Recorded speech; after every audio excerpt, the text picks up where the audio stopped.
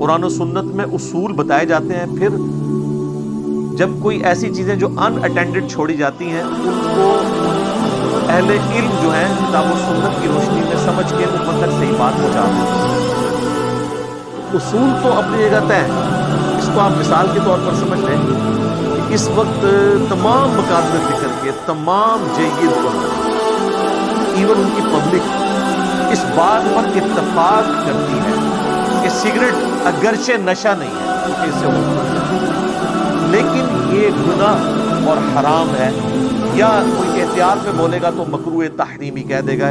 وہ کہتے ہیں حرام کے لیے نص قطعی کتاب و سنت کی چاہیے ہوتی ہے کہ ہم نے یہ ڈیڈکٹ کی ہے، لہٰذا ہم اسے مکروہ تحریمی، اور دوسرے معنوں میں وہ فقہ کی ٹرم میں حرام ہی ہوتا ہے، مکروہ تحریمی اتنی کراہت والی چیز جس کی آلموسٹ حرمت تو مبنی دلالہ تو ہے ہی، مبنی دلالہ نہیں بھی تو یہ سگریٹ کے اوپر سب نے جو گناہ کا فتویٰ لگایا ہے، حرام کا فتویٰ لگایا ہے، تو وہ کس آیت کے تحت لگایا ہے؟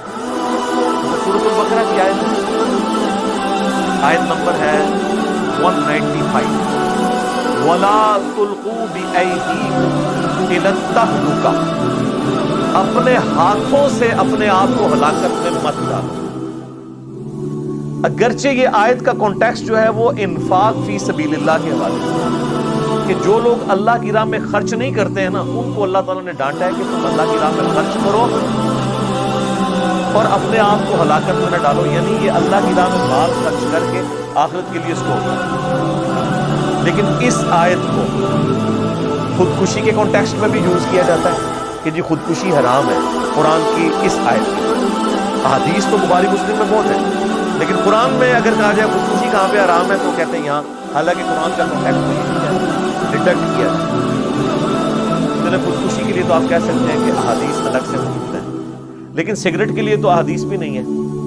اگر آپ نشہ والی احادیث لگائیں گے تو نشہ تو اس اعتبار سے نہیں ہے کہ ہوش گنوا دے، تو وہ کہتے ہیں نہیں، قرآن میں ہے اپنے آپ کو ہلاکت میں نہ ڈالو، یعنی خودکشی کرنے کی طرف ہی لے جانے والی چیز ہے۔ سائنٹیفکلی یہ چیز پروف ہے کہ سگریٹ کے ذریعے پھیپھڑے خراب ہو جاتے ہیں اور انسان وقت سے پہلے ایکسپائر ہو جاتا ہے۔ اب اس پہ کوئی بیوقوفوں والی بات کرے کہ جی وہ ہمارے محلے میں ایک بابا ہے جی اس کے اوپر 80 سال ہو گئی انہوں نے سگریٹ پی ہے، تو وہ ایک ایکسیپشن کیس ہوتا ہے، ایکسیپشنل کیس ہے۔ اس طریقے سے نہیں انالیسس کیا جاتا، انالیسس یہ کیا جاتا ہے کہ 100 بندے لیے جائیں جو سگریٹ پی رہے ہوں اپنی ینگ ایج سے، اور 100 وہ لیے جائیں جو نہ پی رہے ہوں۔ اب دیکھیں کہ کون 80 تک پہنچتا ہے، تو پتہ چلے گا وہ ایک ہی بابا 80 تک پہنچا ہوا ہے، اس کے ساتھ کے سارے 60 سے پہلے ہی ایکسپائر ہو گئے۔ تو اس طریقے سے چند ایک چیزوں کو، مثالوں کو اٹھا کے آپ نے یہ نہیں سگریٹ کے فضائل بھی سنتے، تو سگریٹ کی حرمت یا اس کو مکروہ تحریمی ہم نے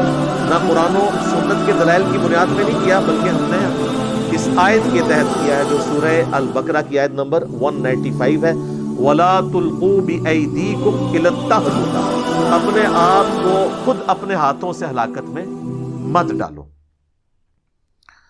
اب کوئی کہہ سکتا ہے کہ یہ علماء نے خام خواہ اس آیت سے کیوں لیا ایسے، تو صحابہ بھی اسی طرح لیتے تھے۔ اس کی میں آپ کو ایک مثال پیش کرتا ہوں۔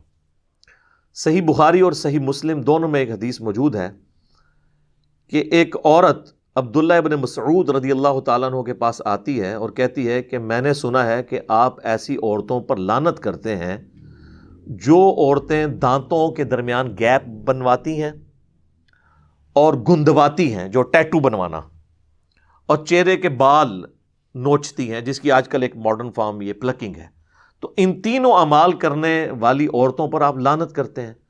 تو ابن مسعود نے فرمایا ہاں، میں کیوں نہ لعنت کروں ایسی عورتوں کے اوپر جن پر اللہ کے رسول صلی اللہ علیہ وآلہ وسلم نے لعنت کی ہے، اور اس سے بڑھ کر اللہ نے اپنی کتاب کے اندر، اپنی کتاب میں قرآن کے اندر لعنت کی ہوئی ہے، تو میں ایسی عورتوں پہ کیوں نہ لعنت کروں؟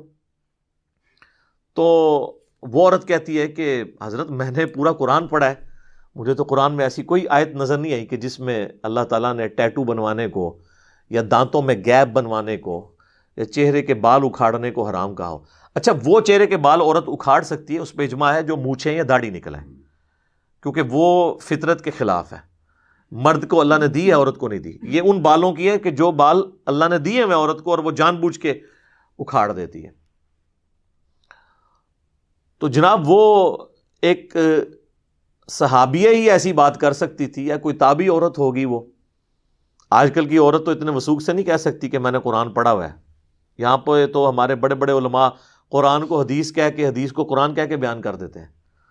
تو ابن مسعود رضی اللہ تعالیٰ نے فرمایا کہ تو نے قرآن میں یہ آیت نہیں پڑھی، سورۃ الحشر کی آیت نمبر 7، وما آتاکم الرسول فخذوہ وما نہاکم عنہ فانتہوا، جو رسول اللہ تمہیں دیں صلی اللہ علیہ وآلہ وسلم وہ لے لو، اور جس سے منع فرما جائیں اس سے رک جاؤ. تو رسول اللہ ہی نے لعنت کی ہے ان کے اوپر. تو قرآن کے اندر جب یہ آیا کہ رسول اللہ کوئی چیز دیں تو یہ رسول اللہ نے ہمیں بات دی ہے. میں نے خود اللہ کے نبی صلی اللہ علیہ وآلہ وسلم سے ایسی عورتوں کے بارے میں لعنت کے الفاظ سنے.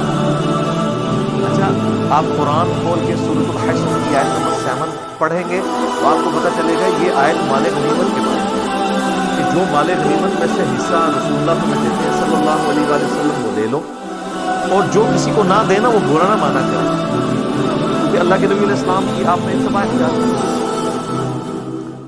اس کا دور دور کوئی لینا دینا نہیں تھا پلکنگ کرنے کے ساتھ یا دانتوں میں گیپ بنوانے کے ساتھ یا ٹیٹو بنوانے کے ساتھ. لیکن ابن مسعود نے اس آیت کو جنرلائز کر دیا، یہ جنرل ہے، قرآن میں اسپیسیفک. اب اس عورت نے کہا کہ میں نے تو سنا ہے آپ کی ایسا نہیں. ابن مسعود نے کوئی برا نہیں مانا. انہوں نے کہا اندر جاؤ دیکھ لو میری بیوی یہ کرتی ہے. وہ عورت اندر گئی تو واپسی پہ شرمندہ ہو کے باہر نکلی.